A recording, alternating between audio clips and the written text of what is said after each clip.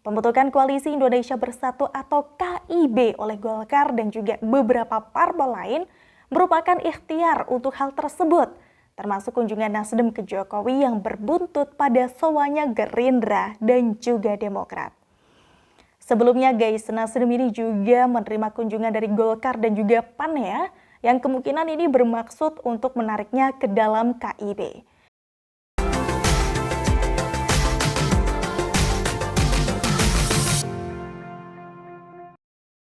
Wow, Golkar, PAN, Gerindra, dan Demokrat sowan ke Nasdem.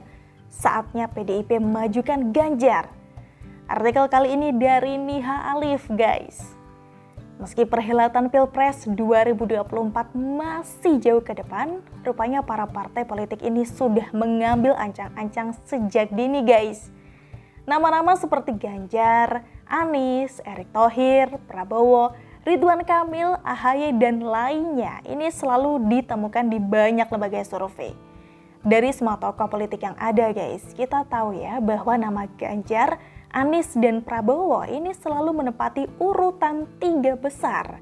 Ya sama, masih di kisaran margin of error. Maka nama Ganjar Pranowo, Prabowo Subianto, dan Anies Baswedan ini adalah capres yang survei hari ini paling unggul.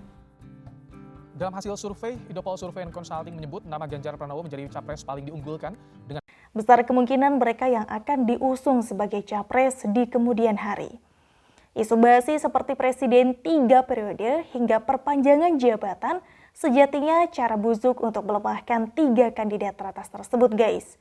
Harapannya ya tentu dengan selesainya jabatan Anies dan juga Ganjar, maka nama lain seperti Erlangga, Caimin, dan lainnya bisa merangkak secara perlahan.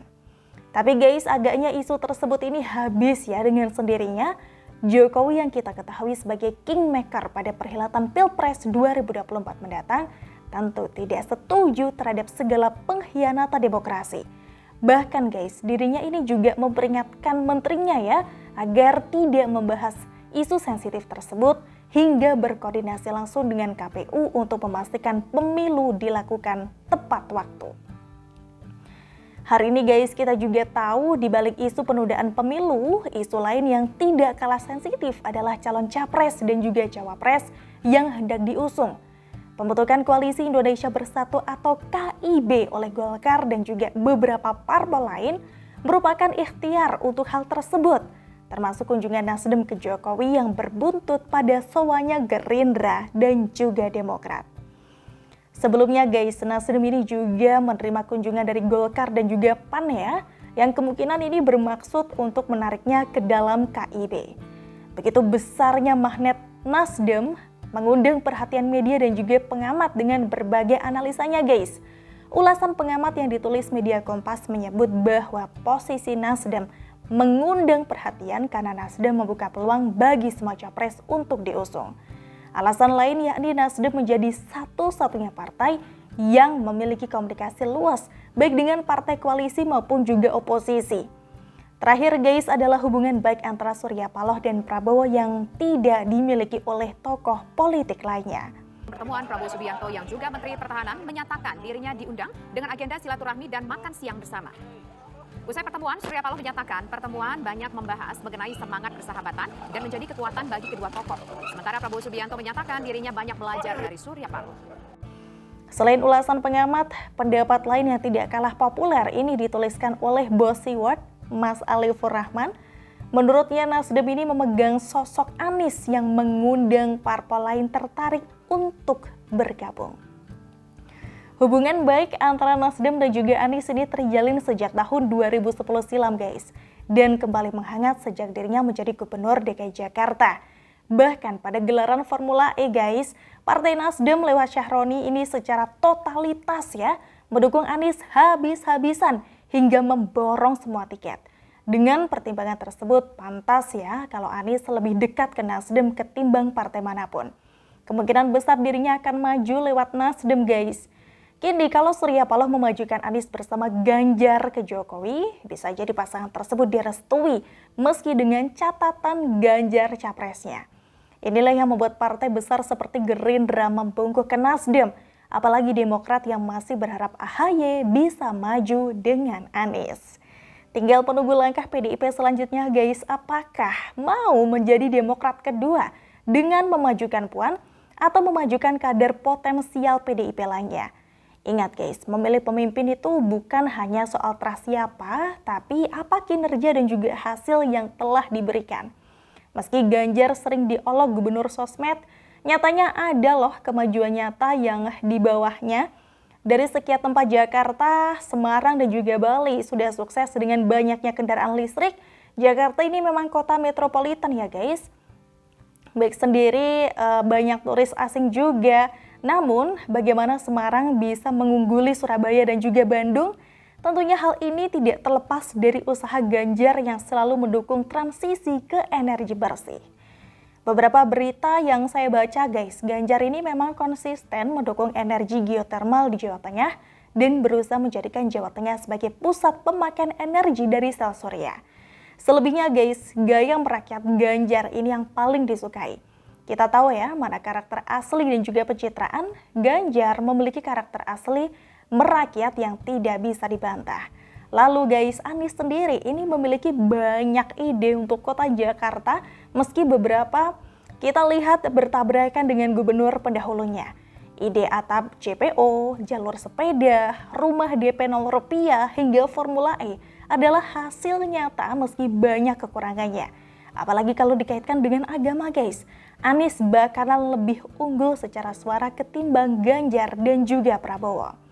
Inilah mengapa Gerindra akhirnya mengkhianati PDIP dan berlabuh ke Nasdem yang memiliki Anies. Kita tahu pada Pilpres 2019 lalu Prabowo lebih memilih Sandiaga ketimbang AHY, UAS, ataupun yang lainnya. Tentu guys, pertimbangannya adalah elektabilitas Sandiaga yang lumayan tinggi sebagai cawapres, ditambah dukungan logistik besar yang diberikannya. Makanya tidak heran guys kalau PDIP dan juga Mbak Puan sekarang ditinggal karena masih memikirkan terah-terahan. Tinggal PDIP saja nih, apakah mau berubah dan kembali meraih kemenangan atau tetap bertahan dengan terah yang dipaksakan? Jujur guys, Ganjar dan juga Anies ini jauh lebih baik ya ketimbang Puan yang tidak ada gebrakan nyata. Malahan masyarakat taunya dia populer saat mematikan mikrofon di rapat paripurna DPR saja. Selebihnya gaya Puan turun ke bawah tidak beda jauh dari Anies, yakni terlalu dibuat-buat.